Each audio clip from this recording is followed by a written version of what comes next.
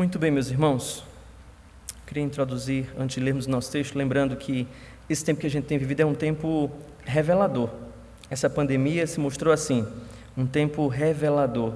E dentre as muitas coisas que esse tempo tem revelado, nós poderíamos citar aqui muitas coisas, mas ela tem revelado o quanto a agitação da nossa vida se mostrou isso, pelo anseio de prover para nós mesmos, de prover para a nossa família bem-estar, segurança, de prover para nós mesmos conforto, de prover para nós mesmos uma atmosfera favorável.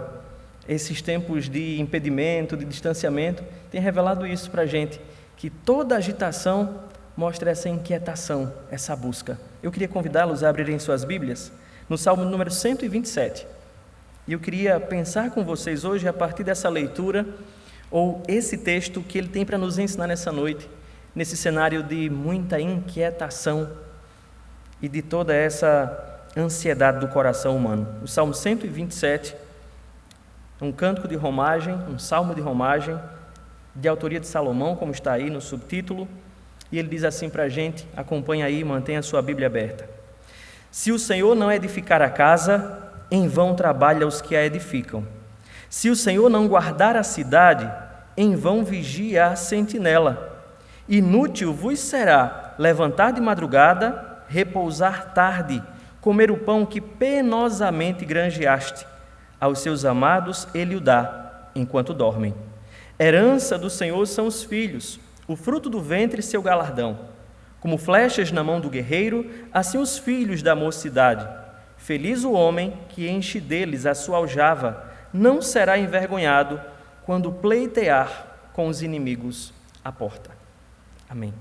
A minha oração e o meu desejo ao ler essa porção da palavra de Deus nessa noite é que pela sua infinita graça o Senhor Deus fale ao nosso coração por meio dessa porção. O livro dos Salmos, ele é fantástico, eu não preciso enumerar quantas qualidades dele para despertar isso no seu coração, porque parece ser o livro queridinho dos cristãos, dos crentes, daqueles que se voltam para Deus, porque eles expressam aquilo que nós sentimos. Os Salmos, eles cantam nossos sentimentos, as nossas emoções em relação a Deus, em relação ao próximo, às situações que nós vivemos. Como todo o livro de sabedoria de Israel, os Salmos têm essa peculiaridade, eles cantam os nossos sentimentos e as nossas emoções. E esse livro, muitos acham que os salmos estão, assim, aleatoriamente colecionados, reunidos num só lugar.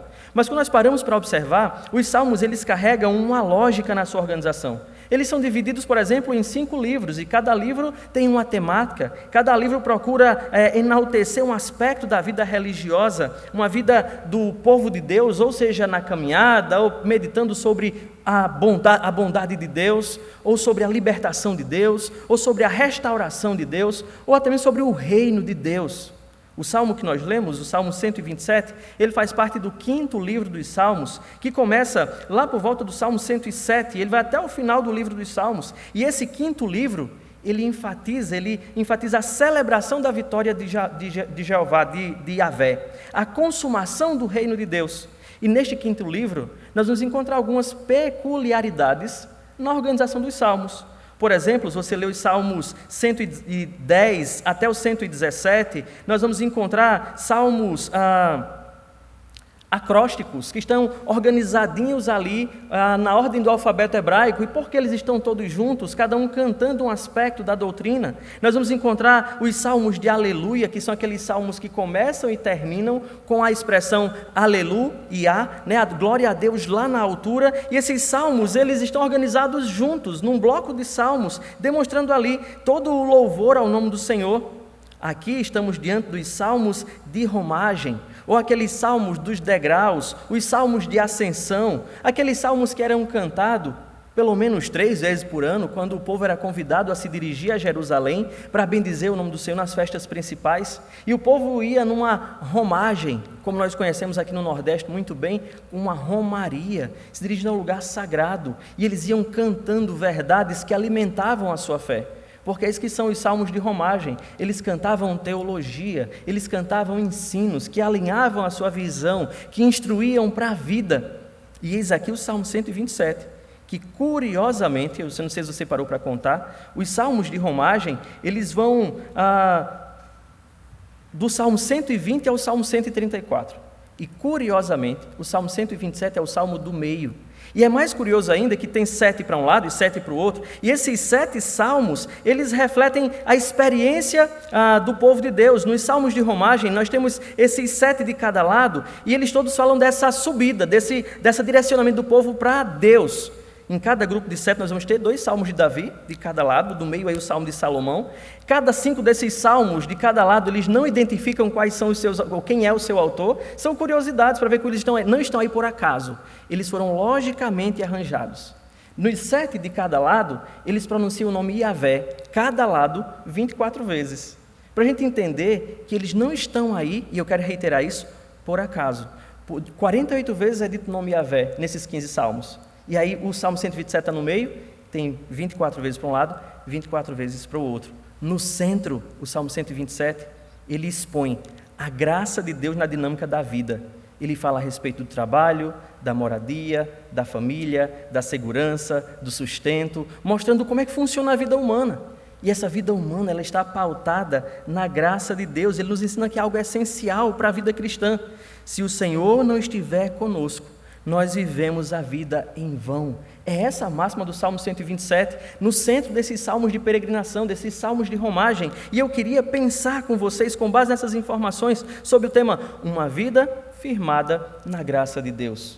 A graça nós sabemos o que é. Se não sabemos conceitualmente, nós provamos e desfrutamos dela cotidianamente. Mas nós temos aquele velho conselho para a graça, aquele velho conceito para a graça. Graça é o favor imerecido de Deus. É Deus nos dar aquilo que nós não merecemos. Isso é graça, é o favor imerecido de Deus. E o que é uma vida pautada na graça, o que deve considerar uma vida pautada na graça? O Salmo 127 vai mostrar para a gente que uma vida pautada na graça é uma vida que reconhece que os esforços humanos, por si só, são inúteis.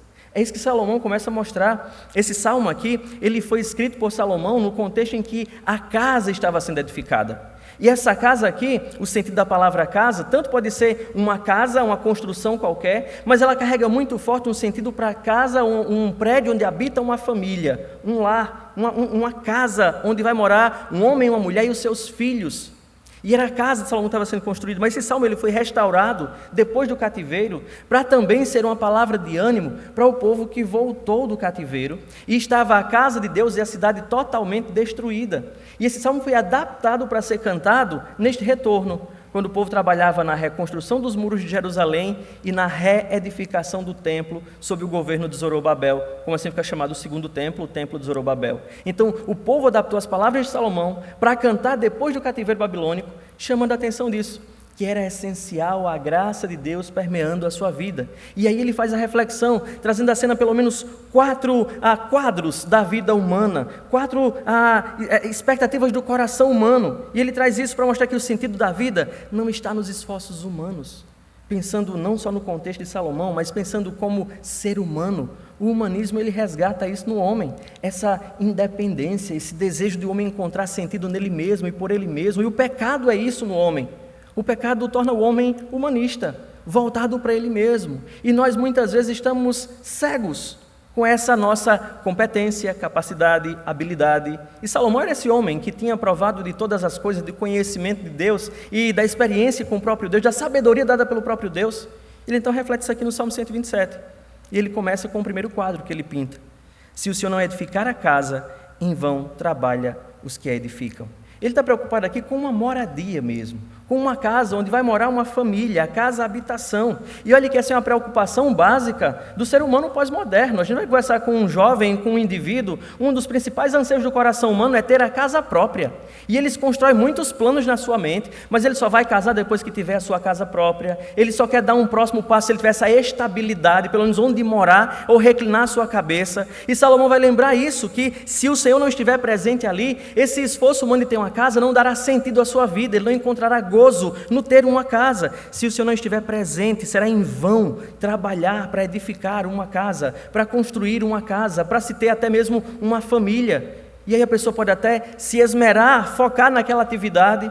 Ele pode não conseguir construir essa casa se o Senhor não estiver com ele. Ele pode até conseguir construir essa casa, pode chegar a não morar nela. Ele pode até construir e chegar a morar nela, mas o coração dele, sem o Senhor, não encontrará gozo, alegria, prazer, porque esse é o vão que Salomão lembra também quando escreve Eclesiastes. A falta de sentido, a falta de alegria, a falta de objetivo em o ter. Ele mostra que o ter pelo ter, o edificar pelo edificar, não vai trazer satisfação ao coração humano. Porque uma vida que é firmada na graça de Deus, ela reconhece que os esforços humanos são inúteis. Os esforços humanos de edificar a casa ou de ter uma moradia é inútil, mas não somente isso. Salomão vai lembrar um novo quadro. Ele diz no versículo 1 ainda: se o Senhor não guardar a cidade, em vão vigia a sentinela. Lembrando do contexto que esse salmo foi escrito, você pode lembrar, por exemplo, quando nós lemos os livros de Esdras e Neemias, o esforço do povo por reconstruir a cidade, lutando com o povo ao redor, e era necessário que eles trabalhassem dia e noite para edificar a casa, para edificar os muros de Jerusalém, para edificar a casa do Senhor, vigiando para que os inimigos ao redor não destruíssem, não viessem se infiltrar e desanimar o povo. É interessante que isso aconteceu aqui bem perto da gente, séculos atrás, em Garanhuns, quando os irmãos estavam trabalhando na construção da igreja central de Garanhuns, e havia uma oposição muito forte dos católicos aqui em Pernambuco aos evangélicos. E os irmãos trabalhavam na construção daquele templo lá no centro da cidade, naquela avenida Santo Antônio, no centro de Garanhuns. E é interessante que eles trabalhavam de dia e de noite iam para casa descansar, e quando eles chegavam no outro dia, estava tudo destruído, a mando do bispo. As pessoas iam lá e destruíam todas as paredes, e eles tinham que começar tudo de novo. Até então que eles tomaram uma nova atitude. Eles começaram a construir de noite e a descansar de dia. Mas é interessante que era o esforço humano de edificar. E existe um esforço nosso. Por segurança, aqui eu falei de edificar, era para ter falado desse exemplo no tópico anterior. Mas o esforço pela segurança, pelo bem-estar. Há um esforço nosso por essa segurança, e é essa cena que Salomão traz para a gente. A gente, quando tem uma casa, eu não vou falar de apartamento, porque muitos procuram apartamento pela segurança, porque existe o condomínio preservando ali, colocando guarda, alguém para abrir o portão quando eu chego e quando eu saio, câmeras de vigilância, cerca elétrica, vigilância 24 horas, alarme para disparar, toda a segurança. Mas quando nós moramos numa casa, a gente também está preocupado com isso. E a gente então vai atrás de todos esses mecanismos, e até por segurança maior, a gente paga um seguro. Vai que acontece um sinistro, algo inesperado, e eu vou ficar no prejuízo. Nós vivemos atrás de segurança, seja ela física, pelo bem-estar, seja essa segurança material, seja segurança na saúde, pagamos seguros de saúde, seguros de vida, porque estamos atrás dessa segurança. E aqui ele pega a segurança de uma cidade. Ele coloca o serviço de alguém que está ali dedicado, atento para esta atividade. E ele diz, olhe, é em vão, porque em última instância e em primeira instância, a nossa segurança depende do Senhor. Porque se o Senhor não guardar a cidade, o trabalho daquela sentinela, o trabalho daquele guarda vai ser inútil.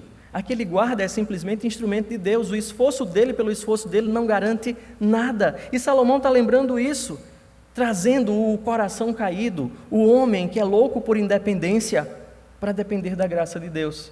Ele lembra, a busca pela moradia, a busca pela segurança, ela por si só não lhe garante nada. Mas ele traz mais uma cena, ele vai construir essas cenas diante de nós. Eu queria aqui enumerar as 4 cenas para lembrar isso, o quanto é inútil o esforço humano longe da graça de Deus. Isso não quer dizer que você não alcance uma casa de pé, ou que você não alcance cerca elétrica sobre o muro da sua casa, e até uma certa segurança, humanamente falando. Mas você não vai encontrar paz no coração, porque é em vão esse esforço separado do Senhor. A terceira cena que ele pinta para a gente nesse quadro, ele vai lembrar de um sustento.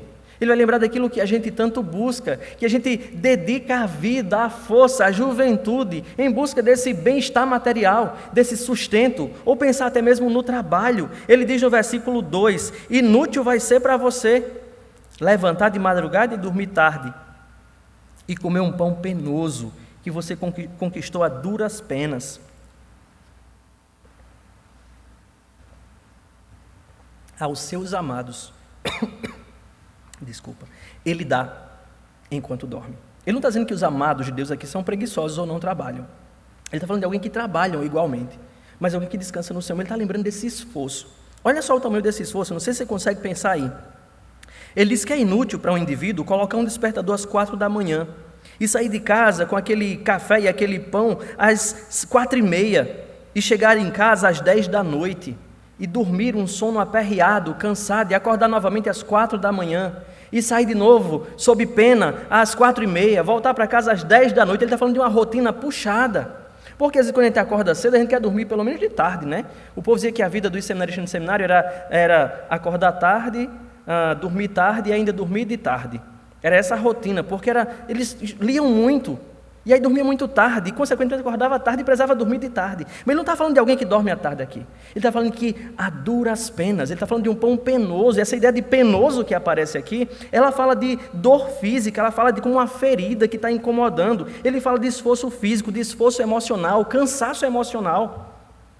E olha, não sei se você já se sentiu aquela pessoa que empreende muitas atividades, e que está envolvido em muitos trabalhos, mas parece que não alcança o objetivo em nenhum deles, como se você não conseguisse produzir, não conseguisse fazer. O Salmo está lembrando dessa figura, aquela pessoa que trabalha muito e não encontra o objetivo do seu trabalho. Ele está falando de alguém que empreende muito e não encontra o sustento, o pão necessário para o dia. Imagina que esforço em vão, que esforço sem sentido, acordar cedo todos os dias e dormir tarde todos os dias, e essa rotina se estender por longos anos e você não encontrar o sustento, o necessário para o mantimento. É essa figura que Salomão está lembrando ao povo, no contexto da edificação da casa ou do templo, no contexto do retorno do cativeiro e a nós nesses tempos ansiosos que nós vivemos. Ele lembra aqui, o esforço humano, o trabalho humano pelo trabalho humano, não é o que sustenta o homem, não é o que dignifica o homem, não é o que traz sentido para a vida do homem. O sentido da vida do homem está em outro lugar. Ele diz, os esforços humanos pelos esforços humanos são vazios de sentido. E ele traz então a última cena. Ele lembra agora, no versículo 3, herança do Senhor são os filhos, o fruto do ventre como a recompensa de um homem, como o galardão. Eles são como flechas na mão de um guerreiro. Assim os filhos da mocidade, que o homem que os tem, ele é feliz e não ficará envergonhado quando pleitear com os inimigos à porta. Ele traz agora à cena um outro anseio do coração humano, que as pessoas colocam como objetivo a ser alcançado para se ter felicidade. A família. Alguém que vai constituir família, alguém que vai ter filhos. E aí a gente vê os dias de hoje, por exemplo, as pessoas fazem aquele planejamento familiar meticuloso, que não tem espaço para Deus. Nós vamos trabalhar e conseguir estabilidade, adquirir a nossa casa própria com tantos anos, depois desses tantos anos nós vamos comprar o nosso carrinho, fazer o nosso plano de saúde, e depois desses anos nós vamos ter o primeiro filho, vamos formar o primeiro filho, quando ele estiver independente nós teremos o segundo filho, quando você estiver com 36, vamos ter o terceiro filho e encerrar a produção. E essa família se aplica nesse projeto. E essa pessoa que ele está descrevendo, alguém que produz pelos seus próprios esforços a sua família, os seus filhos, alguém que tem essa consciência que os filhos são meus e eu vou tê-los. E aí ele vai e inicia esse projeto. E aí compra a casa própria, faz plano de saúde, se estabiliza financeiramente e libera para ter o primeiro filho. E sabe o que ele descobre quando libera para ter o primeiro filho? Que não depende deles o ter filhos. E o filho não veio. E aí fez tratamento de fertilidade. E o filho não veio. E ele descobre que quem está no controle dessas circunstâncias é Deus. Os filhos são apresentados aqui como uma herança. E o que é uma herança? Uma herança é uma propriedade transmitida por meio de um testamento. A gente falar assim bem ao pé da letra. É algo dado por outro, herdado de alguém, deixado pelo Senhor na vida das famílias. Os filhos são presentes de Deus, são heranças do Senhor. Nós precisamos desses filhos. E ele lembra disso aqui. Ele diz que esses filhos são heranças e são como uma recompensa. O pai que tem muitos filhos, ele não será envergonhado. E eu acho interessante, o pastor Augusto falando a respeito desse texto, ele diz que é como se fosse um homem que tivesse um inimigo e fosse lá no juiz naquele contexto ficava na porta da cidade, e quando chegasse lá o inimigo visse aquele homem chegando com 8 soldados atrás dele. Mas não eram 8 guarda-costas, eram 8 filhos. E aquele homem que estava cheio de si, quando viu aquele cara cheio de guardas dos seus próprios filhos, ele baixou a bola dele e foi discutir apenas com o juiz, não mais estava impondo. Ele não foi envergonhado, porque ele estava acompanhado dos seus filhos. É como flecha na mão de um guerreiro. Eles são úteis, eles são as bênçãos de Deus. E aí, pensando no nosso contexto, A gente tem famílias nos nossos dias que não querem saber de filhos, nessa busca exagerada pelo sentido em si mesmo, pelo prazer em si mesmo, pela realização pessoal, pela conquista do inconquistável. E aí na vida dessas pessoas não tem espaço para filhos, tem espaço para animais de estimação, porque tem prazo de validade. Com tantos anos, a gente troca de animal. Qualquer coisa deixa num hotelzinho, que hoje em dia, né, existe até essas coisas. Então, assim, não tenho tanta responsabilidade com o animal como eu terei com um filho. Um filho vai atrapalhar os meus planos. Um filho vai atrapalhar os meus sonhos. E essas pessoas vivem e conquistam toda essa estabilidade, todo esse sonho. E aí, quando chega na velhice, elas vão descobrir que a solidão é um problema que o dinheiro não resolve. Mas que se tivesse os seus filhos, os seus netos alegrariam aqueles momentos de solidão. As conversas lembrando a infância, as dificuldades, as lutas que foram enfrentadas, traria o contentamento e a satisfação para aquele momento difícil, que regado a boas comidas, a boas bebidas e longas viagens, não satisfaria. Salomão lembra que todos os empreendimentos humanos são inúteis, separados da graça de Deus. Os filhos não são fruto do mero planejamento familiar. Os filhos são dados por Deus. Salomão lembra aqui no final deste salmo, construindo essas 4 figuras que vêm lembrar a gente, ou nos levar a reconhecer que os nossos esforços, eles são inúteis neles mesmos. Mas aí você pode ficar pensando, diante do Salmo 127, e disso que eu tenho falado até agora. Tá, beleza.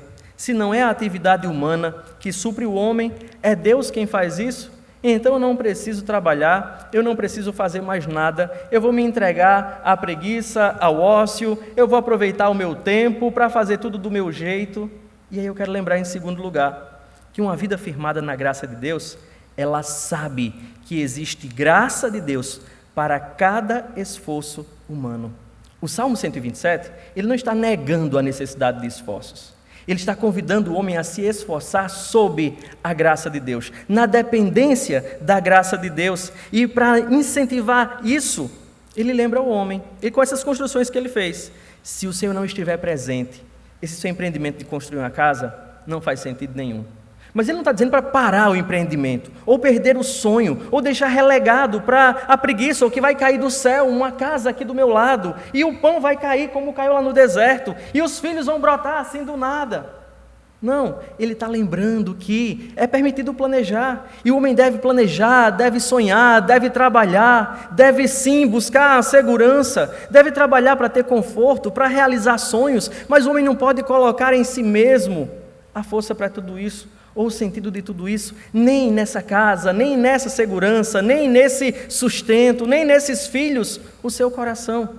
Uma vida pautada na graça, ela sabe que existe graça suficiente para cada um dos esforços, e que esses esforços serão sustentados pelo Senhor. Cada uma dessas cenas reafirma isso que eu estou dizendo novamente, nega os esforços pelos esforços, mas lembra que o meu esforço deve estar realizado debaixo da mão de Deus. E foi assim que Salomão construiu o primeiro templo, o templo glorioso de Israel, e ele via que tinha sim muitos bens ali deixado pelo seu pai.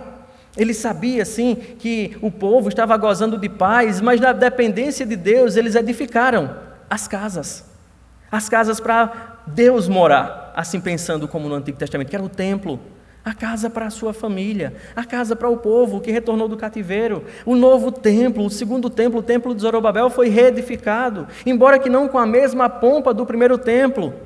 Mas o povo chorou e se alegrou ao ver que na dependência de Deus e levando Deus em conta em seus empreendimentos, eles encontraram satisfação, contentamento. Irmãos, uma vida pautada ou firmada na graça de Deus, ela vai encontrar contentamento no Senhor, não na casa. Ela vai encontrar contentamento no Senhor e não na segurança que o seu esforço produz. Uma vida pautada na graça de Deus, firmada na graça de Deus, vai encontrar contentamento no Senhor e não no dinheiro e não no sustento. Uma vida que é firmada na graça de Deus, olha para a família e se alegra no Senhor, e não nos filhos pelos filhos, e não na esposa pela esposa, e não no marido pelo marido, mas é no Deus que provê, que sustenta, que conduz a história. Essas palavras de Salomão no Salmo 127, elas colocam Deus no devido lugar e chamam a atenção a nós mesmos quanto a o nosso desejo por independência, esse nosso desejo por autonomia, esse nosso desejo que é em nosso coração de realizar grandes empreendimentos para se sentir superior aos demais, porque esse anseio no coração humano de ser alguém produtivo, alguém que faz muito, para ser curtido, para ser compartilhado, para ser popular. Há esse anseio em nós. E o Salmo 127 vai lembrar que o homem pelo homem, ele nunca vai alcançar esse objetivo, nunca vai encontrar satisfação, o contentamento, mas somente essa vida orientada pela glória de Deus, pela graça de Deus, é que nos convida a esse descanso. O segundo quadro que ele pinta para a gente, o terceiro quadro que ele pintou para a gente, foi de alguém que trabalhou muito, de alguém que se esforçou muito, mas não encontrou o sentido, o prazer, a alegria. Ele comia um pão penoso, mas ele lembra, aos seus amados ele dá enquanto dorme. Ele não está mandando você parar de trabalhar, mas ele está mandando trabalhar na dependência de Deus, descansar no Senhor. Quando eu leio esse salmo, simplesmente um salmo muito curto, mas muito precioso, e pela posição que ele se encontra, como eu enfatizei, ele procura trazer a atenção de todos que estão cantando essas palavras enquanto peregrinam até Israel ou até Jerusalém, que o sentido não estava em nada daquilo humanamente feito, mas era no Senhor a quem eles adoravam e direcionavam todas as suas ações. Esse salmo, ele se configura para a gente um grande desafio, porque aqui diante desse salmo eu podia perguntar, por que a humanidade ela tem demonstrado tanto cansaço? Por que você está tão cansado de suas atividades, de seus empreendimentos? Esse salmo é uma resposta para essa pergunta. Por que os homens, por que as pessoas, elas estão tão cansadas? Há uma luta no coração humano por encontrar tudo isso, por encontrar sentido nessas realizações, nessas construções, nesses empreendimentos humanos. E Deus tem sido esquecido. A mentalidade secular tem feito isso até com cristãos. Se esforçarem pelo seu próprio braço, se esforçarem pela sua própria competência e deixarem Deus fora de seus planos, projetos e empreendimentos. Esse salmo vem lembrar a gente que nós nunca vamos encontrar satisfação na concretização de sonhos. O nosso contentamento está no Senhor, a nossa realização está no Senhor. Mas aqui ele traz um outro desafio, e eu aqui não quero lembrar aos adolescentes que estão aqui presentes, nem aos jovens que estão aqui presentes. A vida cristã não existe espaço para preguiça, a vida cristã não existe espaço para ócio, a vida cristã não existe espaço para o acaso, que muitos podem se entregar ao entender equivocadamente este salmo. E achar, beleza, eu não preciso edificar uma casa, eu não preciso me esforçar por segurança, eu não preciso trabalhar, eu não preciso pensar ou planejar minha família. Não é isso que o salmo está dizendo. Não há espaço para pessoas preguiçosas no reino de Deus. Provérbios já nos alertou no capítulo 6. Até quando você vai ficar aí deitado? Um pouco para dormir, um pouco para cochilar, um pouco para se espreguiçar, e assim virá a sua ruína. É um alerta para os preguiçosos. Os salmos lembram isso a gente, a sabedoria de Israel lembra isso a gente, o Novo Testamento, o Senhor Jesus Cristo ensina isso a gente. Quando os discípulos estavam ansiosos quanto ao que haveriam de comer, haveriam de vestir, quanto à sua vida. E o Senhor Jesus Cristo lembra isso. Buscar em primeiro lugar o seu reino e a sua justiça, e todas estas coisas vos serão acrescentadas. Existe um Deus que sustenta o seu povo, mas esse Deus que sustenta o seu povo não dá espaço para uma vida de ociosidade, para uma vida de preguiça. Paulo tinha dito isso quando escreveu, acho que foi a Timóteo ou a Tito, que quem não trabalha também não coma. Então há sim uma preocupação deste salmo aqui, é que o povo de Deus não fique parado e inerte, mas também ele vai lembrar que o trabalho e o labor, que é algo que nós somos criados para isso, para trabalhar para a glória de Deus, para servir ao Senhor nas vocações que Deus nos chama, não é algo feito à revelia de Deus ou independente de Deus.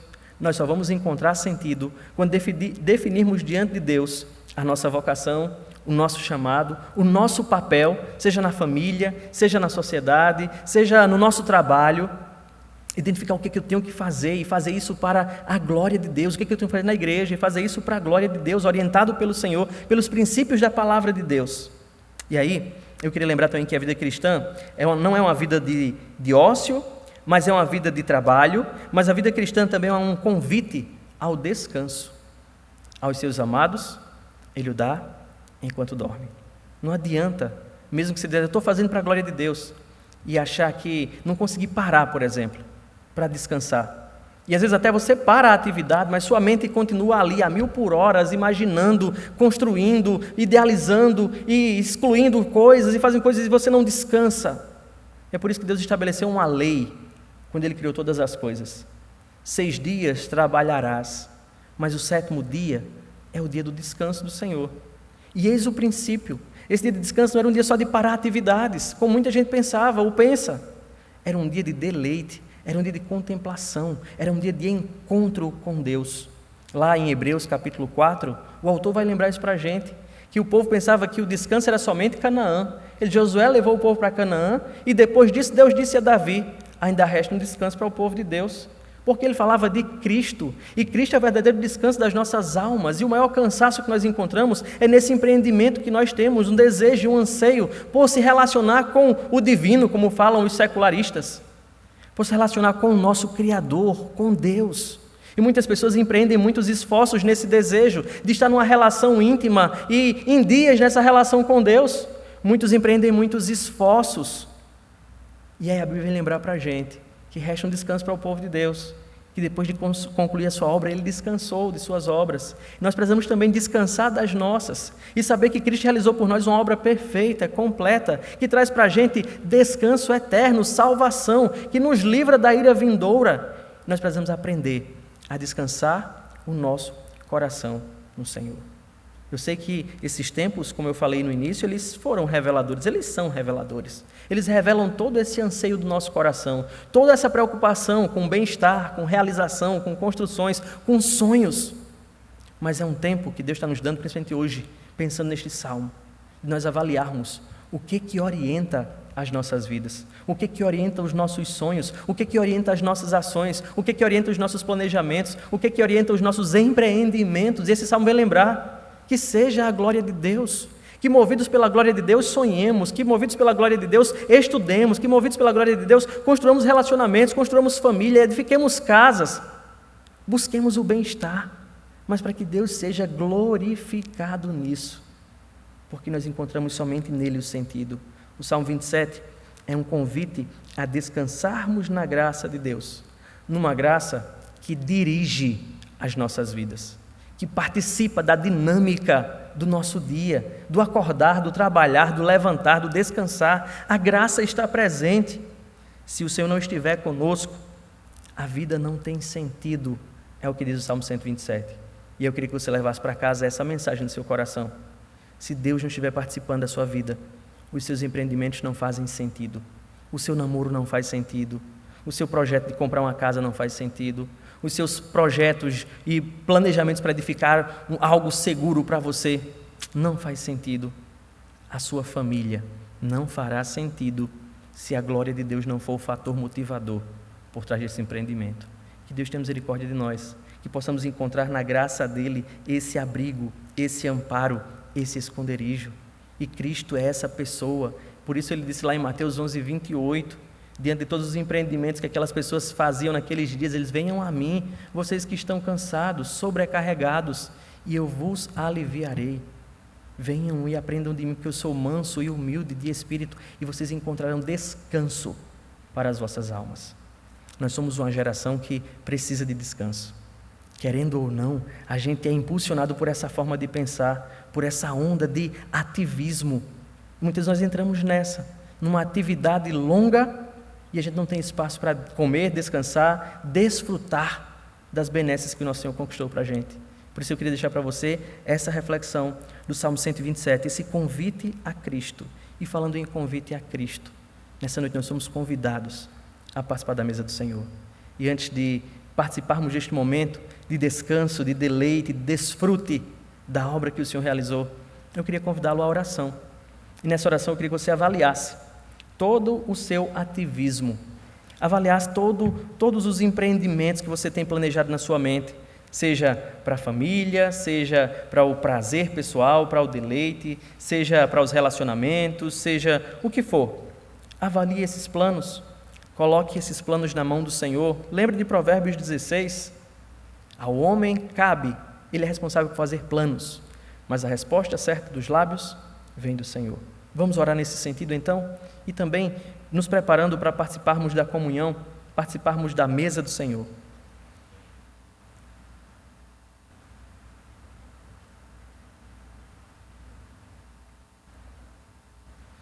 Nosso Deus bondoso, Pai querido, o Senhor que participa ativamente das nossas vidas, que não é um Deus distante ou impessoal, mas é um Deus presente, interventor. Muito obrigado, Senhor, porque pertencemos ao Senhor.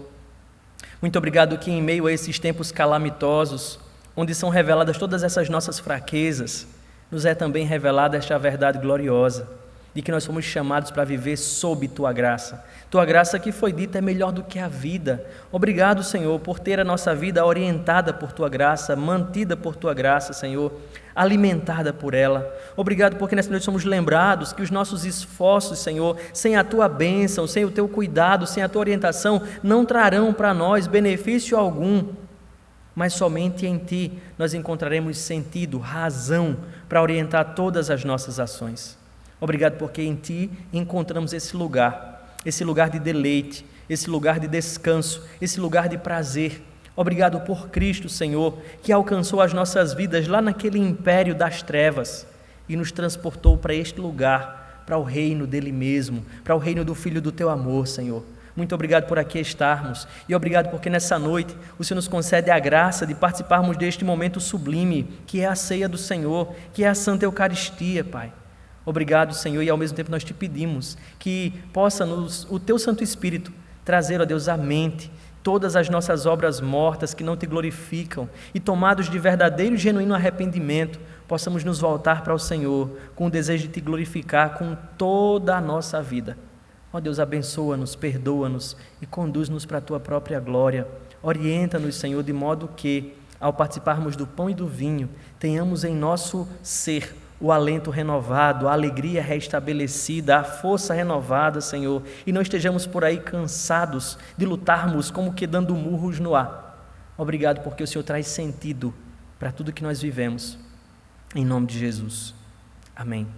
Amém.